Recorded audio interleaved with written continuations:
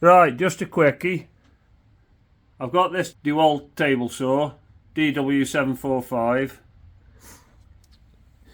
and I've got this the on-off switch, but I wanted a paddle on it, so my lads printed me one of these off.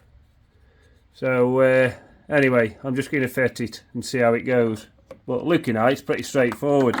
Take those pins out there, and it should fit straight in.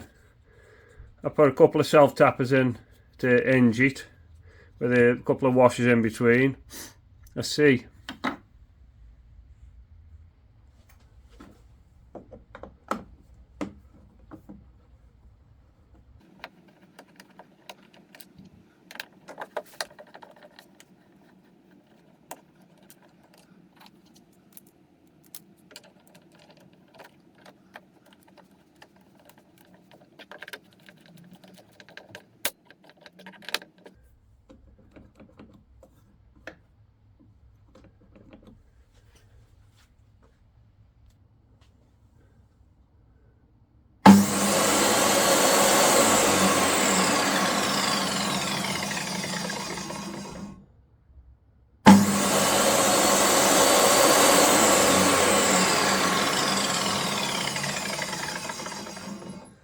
Nice little upgrade there.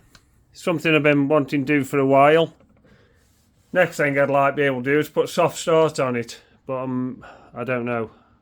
A bit more sceptical about that, but I have seen people do it.